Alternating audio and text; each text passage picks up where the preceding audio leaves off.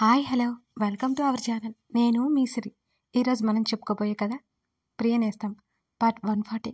కథలోకి వెళ్ళే ముందు వీడియోని లైక్ చేసి హైప్ చేయడం మిస్ చేయకండి ఫ్రెండ్స్. ఇక వచ్చేయండి. నాకేం పనిలేదు చెప్పు అని అన్నాడు హేమంత్. ఆమె కొన్ని క్షణాలు మౌనంగా ఉండిపోయింది. కాసేపు ఆలోచించి ఆమె తల ఎత్తి అతన్ని చూసింది. నాకు ఇదివరకే పెళ్ళి అయిపోయింది అని మల్లిక చెప్పడం ఆలస్యం. హేమంత్ షాక్ కొట్టినట్టు కూర్చుండిపోయాడు. నాకు చిన్న వయసులోనే పెళ్ళి అయిపోయింది, మా బావతోనే. ఆమె చెప్తుండగానే హేమంత్ ఆశ్చర్యం నుంచి తేరుకొని, ఇప్పుడు అతను డివోర్స్ అయ్యాయా, ఏమైంది అసలు అని హేమంత్ కంగారుగా అడుగుతుంటే ఆమె గాఢంగా నిట్టూర్చి, పెళ్లి చేసుకుని చిన్న చిన్న సమస్యలకు విడాకులిచ్చే అమ్మాయిని కాదు నేను. మా బావ చిన్న వయసులోనే చనిపోయాడు. ఆమె చెప్తున్నప్పుడు ఆమె పెదవులు వణిగాయి. మల్లిక అతని వైపు చూడలేదు. ఆమె చేతులు చూసుకుంటూ మాట్లాడుతోంది. ఆమె కళ్ళలో నుంచి ఆమెకే తెలియకుండా కన్నీళ్ళు వస్తున్నాయి. హేమంత్ చెప్పబోయే నిర్ణయం వెనుక ఆమె చెప్పలేనంత కంగారుగా ఉంది. ఏం వినాల్సి వస్తుందో అన్నట్టుగా. అతను పైకి లేవడం తెలుస్తూనే ఉంది. ఆమె ముఖంలో నిరాశ కమ్మేసింది. ఆమె ఊహించని విధంగా హేమంత్ ఆమె పక్కన వచ్చి కూర్చున్నాడు. మల్లిక చేతిని పట్టుకోవడంతో అతని వైపు చూసింది. ఆమె చెంపల మీద జారుతున్న కన్నీటిని అతను తుడిచాడు. మల్లిక కళ్ళార్పకుండా అతన్ని చూస్తోంది. ఇదైతే నాకు అనవసరమైన విషయం. ఏది ఇది చెప్పు. నువ్వు అతన్ని మర్చిపోలేకపోతున్నావా? హేమంత్ అడుగుతున్న మాటలకి ఆమె కళ్ళలో నుంచి నీళ్ళు ఇంకా ఎక్కువైపోయాయి. తనకి పెళ్ళైపోయింది అనేది అతనికి సమస్య కాదా? అతనికి తనే ముఖ్యమైనట్టు అతని మాటలున్నాయేంటి? గుర్తుపెట్టుకునే అంత మధురమైన జ్ఞాపకాలు కావవి. అలాగే మర్చిపోయే అంత చిన్న విషయం కూడా కాదు కదా. మల్లిక మాటలో వేదాంత ధోరణి స్పష్టంగా తెలుస్తోంది. అనుభవించిన వాళ్ళకే అది తెలుస్తూ అలాంటి మాటలు వస్తాయని అతనికి అర్థమైంది. మల్లిక, నీకు ఇదివరకే పెళ్ళైపోవడం, నీ భర్త పోవడం అది నీ తప్పు కాదు కదా. ప్రస్తుతం నాకు నా కూతురికి నువ్వు కావాలి.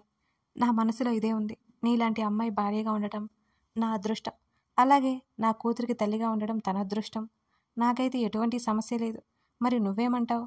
హేమంత్ చాలా మృదువుగా అలా అడుగుతుంటే ఎందుకో అతని హృదయం మీద వాలిపోవాలనిపించింది మల్లికకి ఆ క్షణంలో. ఆమె ఆ ధైర్యం చేయలేకపోయింది. నాకు ఇష్టమే, ఆమె కనులు దించుకొని చెప్పింది. ఆమె ఏమి చెబుతుందా అని ఎంతో ఆతృతగా చూస్తున్న అతనికి ఆమె మాటలు చెప్పలేనంత సంతోషాన్ని ఇచ్చాయి. ఈ కొద్ది రోజుల కాలానికి ఈ అమ్మాయి మీద తను ఎందుకింత అభిమానం పెంచుకున్నాడో అతనికి అర్థం కావడం లేదు అసలు. మీ అక్క మీ బావ ఏమన్నారు? మీరు అడగండి.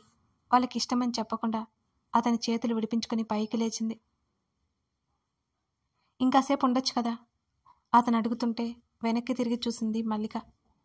ఇక ఉండను అన్నట్టు తల అడ్డంగా ఊపి అక్కడి నుంచి పరిగెత్తుకుంటూ వెళ్ళిపోయింది. మల్లిక, అతని పెదవులు అస్పష్టంగా పలికాయి. వెనువెంటనే అతని పెదవులు విచ్చుకున్నాయి. అతని మనసంతా నిశ్చింతగా అనిపించింది ఆ క్షణం. మల్లిక విషయంలో అతనికి తొలివలుపు భావనలు పెరుగుతున్నాయి. సోల్మేట్ అనే పదానికి అర్థం అతనికి ఇప్పుడే తెలుస్తోంది. మరునాడు హేమంత్ తల్లి వచ్చింది. అర్జున్ ప్రవర్తిగా కూడా తమకి ఇష్టమని చెప్పారు. హేమంత్ తల్లికైతే చెప్పలేనంత సంతోషంగా ఉంది. ఇంకా ఆమెని ఆనందపరిచే విషయం, హనీని కూడా మల్లిక తన కూతురుగా యాక్సెప్ట్ చేస్తానన్న విషయం. ఆమె ఆనందం తట్టుకోలేక ఏడ్చేసింది కూడా.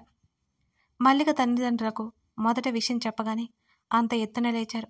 మల్లిక అత్త అయితే తన కొడుకు భార్య మరొకరి భార్య అవడానికి వీల్లేదని గొడవ చేస్తుంటే అర్జున్ ఆమెతో చాలా సీరియస్గా మాట్లాడాడు. వాళ్ళు మర్నాడు వచ్చేశారు. అర్జున్ గట్టిగా మాట్లాడేసరికి ఏ ఒక్కరూ ఎదురు చెప్పలేదు అతనికి. 2 రోజులు అందరి కోపం చల్లారాక ప్రవర్తిగా కూర్చోబెట్టి అందరికీ వివరంగా విషయం చెప్పింది. హేమంత్ని, ఆ ఇంటిని, అతని తల్లిదండ్రులని చూశాక మల్లిక తల్లిదండ్రులకి కాస్త నిశ్చింత కలిగింది. బయట ప్రపంచం ఏమనుకుంటుందో మీకు అనవసరం. మీరు చెప్పండి, మీ కూతురు సంతోషంగా ఉండాలా వద్దా? అర్జున్ అడిగిన ఒకే ఒక్క ఆ ప్రశ్నకి వాళ్ళ ఆలోచనలోనే మార్పు వచ్చింది. మొండిగా దిగులుగా ఉన్న తన కూతురు అందరి ఆడపిల్లలా సంతోషంగా ఉండబోతుందనే విషయం తలుచుకుంటుంటే వాళ్ళకి హాయిగానే ఉంది. కాకపోతే వాళ్ళకు కూడా హనీ వల్ల తన కూతురి కాపురం ఏమవుతుందో అనే కంగారు లోపల ఉంది. కానీ దాన్ని బయటపెట్టలేదు. మల్లికకి అటు హేమంత్కి పెళ్లి మామూలుగా చేసుకోవాలనే ఆలోచన ఉంటే అదే చెప్పారు ఆ ఇద్దరు. సింపుల్గా తమ వాళ్ళ మధ్య గుడిలో పెళ్లి చేసుకుని రిజిస్టర్ ఆఫీస్లో పెళ్లి చేసుకోవాలని నిశ్చయించుకున్నారు. మొదట పెద్దవాళ్ళకి కాస్త ఇబ్బందిగా ఉన్నా సరే అందరూ ఒప్పుకున్నారు. ఇది ప్రవర్తిక కుటుంబం, అటు మల్లిక కుటుంబం, హేమంత్ కుటుంబం, కృష్ణమూర్తి, వసుంధరలు కూడా అందరూ వచ్చారు. అందరి మధ్యలో మల్లిక హేమంత్లా పెళ్లి జరిగింది. కూతురికి బోల్డంత జాగ్రత్తలు చెప్పి వాళ్ళు తప్పక వెళ్ళిపోయారు. మల్లిక తల్లికి ఎంత సంతోషంగా ఉందో పైకి చెప్పట్లేదు ఆమె. ఆమె వెళ్ళిపోతూ ప్రవర్తిక కౌగిలించుకుంది. ఏడ్చుకుంటూ తన బాధ మొత్తం చెప్తుంటే ఇన్ని రోజులు ఆమె పైపైన కోపం నటించిందని అర్థమైపోయింది. మల్లిక తనకి అమ్మగా వచ్చిందన్న సంతోషం హనీలో మామూలుగా లేదు. మల్లికని అసలు వదలకుండా తిరుగుతోంది హనీ అయితే. అటు వసుంధర కృష్ణమూర్తి రావడం బుజ్జి రక్షకు చెప్పలేనంత సంతోషంగా ఉంది. ఇక ఇక్కడే ఉండిపోవచ్చు కదమ్మా అని ప్రవర్తిక చెబుతుంటే, నాతో కాదు మీ బాబాయ్తో చెప్పు అన్నది వసుంధర నవ్వుతూ. ఉండిపోవచ్చు కదా బాబాయ్ ఆయన పక్కన కూర్చుని అడిగింది ప్రవర్తిక. అర్జున్ వాళ్ళని నవ్వుతూ చూస్తున్నాడు. వస్తాం కదా, ఇంకో సంవత్సరం అన్నీ చక్కబెట్టుకుని వచ్చేస్తాం. ఇక మాకు వయసు అయిపోయింది, నువ్వే కదా మమ్మల్ని చూసుకోవాలి. తప్పకుండా నీ దగ్గరికే వచ్చేస్తాను తల్లి అని ప్రవర్తిక తల నిమురుతూ చెప్పాడు కృష్ణమూర్తి. ప్రతిసారి ఇదే చెప్తారు మీరు. ప్రవర్తిక అలిగినట్టుగా ముఖం పెట్టుకుంది. అది కాదురా, ఇంకొన్నాళ్ళు అంతే కదా వసుంధర నచ్చ చెప్పసాగింది. సంవత్సరం అంటే సంవత్సరం అంతే, ఆ తర్వాత మీరు ఎన్ని చెప్పినా నేను వినను చెప్తున్నాను. ఇదిగో దీనికి చెప్పేస్తాను, ఇదే చూసుకుంటుంది అంటూ రక్ష వైపు చేయి చూపించింది ప్రవర్తిక. వసుంధర సరే అంటూ నవ్వేసింది. వాళ్ళిద్దరూ రక్ష మాటని కాదనరని ప్రవర్తికకు కూడా తెలుసు. ముఖ్యమైన పనులున్నాయని ఆ రోజు రాత్రికి వాళ్ళు వెళ్ళిపోయారు. ప్రవర్తిక అక్కడి నుంచి ఎదురింటికి వెళ్ళింది. అందరి భోజనాలు అయిపోయి హాల్లో కూర్చున్నారు. హేమంత్ గదిలో ఎక్కడో ఉన్నట్టున్నాడు, అక్కడ లేడు. పెళ్లి జరిగిన దగ్గర నుంచి ఇద్దరు అసలు మాట్లాడుకోలేదు మల్లిక హేమంతులు. హనీని నేను నిద్రపుచ్చుతాను అంటూ హేమంత్ తల్లి పాపం తీసుకుని వెళ్ళిపోయింది అక్కడి నుంచి. మల్లిక చేతులు పట్టుకుని, నీకు తెలిసి తెలియని వయసులో ఏదో జరిగిపోయింది మళ్ళీ. ఇప్పటి నుంచి నీ జీవితం అందంగా మలుచుకోవడం నీ చేతుల్లోనే ఉంది మళ్ళీ. ప్రవర్తిక చెబుతుంటే మల్లిక కళ్ళు కిందకు దించుకొని వింటోంది. వాళ్ళ వీళ్ళ కోసం కాదు, ఇప్పుడు ఇది నీ ఇల్లు, నీ కుటుంబం, మీకోసం ఆలోచించుకో. నీకే సమస్య వచ్చినా నేనున్నాను, సరేనా? ప్రవర్తిక మాట్లాడుతుంటే ప్రవర్తికని హత్తుకొని అలాగే ఉండిపోయింది మల్లిక. మనసులో ప్రవర్తికకి కృతజ్ఞతలు తెలుపుకుంది. మల్లిక కళ్ళు తుడిచి, లేట్ అయింది కదా వెళ్ళు అంటూ చెంపలు తట్టి నవ్వింది. మల్లిక చిన్నగా నవ్వి సరే అన్నట్టు తల ఊపింది. ప్రవర్తిక ఇంటికి వెళ్ళిపోయింది. కాసేపటికి హేమంత్ తల్లి తిరిగి వచ్చింది. మీకు గది పైన ఉంది కదా, వెళ్ళమ్మా, హనీ నేను చూసుకుంటానులే అంటూ ఆవిడ వెళ్ళిపోయింది తిరిగి. మౌనంగా మెట్ల వైపుకి అడుగులు వేసింది మల్లిక. అమ్మయ్య, ఇప్పుడు నాకు చాలా సంతోషంగా ఉంది. ప్రవర్తిక హుషారుగా చెప్తుంటే ఆమె వైపు నవ్వుతూ చూశాడు. మల్లిక పెళ్ళి అయిపోయింది, అది హ్యాపీగా ఉంటుంది, డౌట్ లేదు. ఇప్పుడు మీ సంగతి తేల్చాలి అంటూ అర్జున్ వైపు చూసింది ప్రవర్తిక. నా సంగతి ఏంటి అని అతను కళ్ళెగరేశాడు. పోలీసులతో ఫోన్ కాల్స్ ఏంటి మీకు? ప్రవర్తిక అతని వంక సీరియస్గా చూసింది. ఆమె నడుము చుట్టూ చేతులు వేసి దగ్గరికి లాక్కుని ఆమెతో సహా వెనక్కి వాలిపోయాడు అర్జున్. అబ్బా, ముందు మీరు మాట్లాడిస్తారా లేదా? ఆమె అరవబోయి తన కూతురు నిద్రపోతుందని గుర్తొచ్చి మెల్లిగా అడిగింది. ఈ మధ్య నన్ను తెగ భయపెట్టేస్తున్నా అని అర్జున్ ఆమె ముక్కు మీద ముద్దు పెట్టుకుంటూ అడిగాడు. ఎవరైనా వింటే నిజమే అనుకుంటారు తెలుసా. మిమ్మల్ని నేను భయపడుతున్నాను. ఇది పెద్ద విడ్డూరం, నిష్ఠూరం అడింది ప్రవర్తిక. ఆ మాటలకు అతను నవ్వేస్తూ, మన ఆశ్రమం గురించి సెక్యూరిటీ కోసం మాట్లాడుతున్నాను అని చెప్పాడు. అంతేనా అని అడిగింది. అంతే, ఇక నీ ఇంటరాగేషన్లు అయిపోతే నన్ను పట్టించుకుంటావా? అర్జున్ మాటలకు ఆమె నవ్వింది. నా భయం నాది, మీరు మళ్ళీ దేంట్లో చిక్కుకుపోతారనే నా భయం అని పెదవి విరిచింది ఆమె. నీ మాట నేను కాదంటానా? నేను ఎవరికి హెల్ప్ చేసినా ఇండైరెక్ట్గానే చేస్తాను అంటూ ఆమె బుగ్గలు ఒత్తిపట్టి ఆమె పెదవులో అందుకున్నాడు అర్జున్. అతని భుజాలను నెట్టేసింది ప్రవర్తిక ఊపిరాడక. అబ్బా అంటూ పెదవి తడుముకొని అతని వైపు చిరుకోపంగా చూసింది ఆమె. ఆమె కోపం అతని మరో ముద్దుకు కరిగిపోయింది. మరుక్షణం అతని శరీరం కింద ఆమె శరీరం బందీ అయిపోయింది. అతని ప్రేమలో ఆమె మనసు కరిగిపోయింది. ఇరువురు ఏకాంతంలో ఒకరితో ఒకరు, ఒకరి ప్రేమకు మరొకరు దాసోహమైపోయారు. మల్లిక కంగారు పడుతూనే గదిలోకి నడిచింది. హేమంత్ బాల్కనీలో ఉన్నట్టున్నాడు. పెళ్లి తర్వాత ఏం జరుగుతుందో ఆమెకు తెలుసు, కానీ గత అనుభవాలు గుర్తున్నాయి. ఇప్పుడు చాలా చాలా టెన్షన్గా ఉంది. ఆమె అక్కడ బెడ్ మీద కూర్చుంది. ఎప్పటికో హేమంత్ లోపలికి వచ్చాడు. అతను వచ్చేసరికి మల్లిక ఒకవైపు పడుకుని నిద్రపోతుంది. ఆమె దగ్గరికి వెళ్ళి ఆమె చెంప మీద చేయి వేశాడు అతను. ఆమె వైపు కొన్ని క్షణాల పాటు చూసి ఆమె తలని సున్నితంగా నిమిరి మరోవైపు పడుకుని కళ్ళు మూసుకున్నాడు. అతని వైపుకే తిరిగి చెంప కింద 2 చేతులు పెట్టుకుని నిద్రపోతోంది మల్లిక. ఆమెను చూస్తూ చిరునవ్వుతో అతను కళ్ళు మూసుకున్నాడు. మరునాడు అతను లేచేసరికి మల్లిక లేదు. అతను ఆవరించుకుంటూ అలవాటు ప్రకారం బాల్కనీలోకి వచ్చాడు. తన తల్లితో కలిసి కింద మాట్లాడుతూ పువ్వులు కోస్తూ కనిపించింది గార్డెన్లో. తన కూతురు ఆ పక్కనే మల్లిక చుట్టూ తిరుగుతోంది.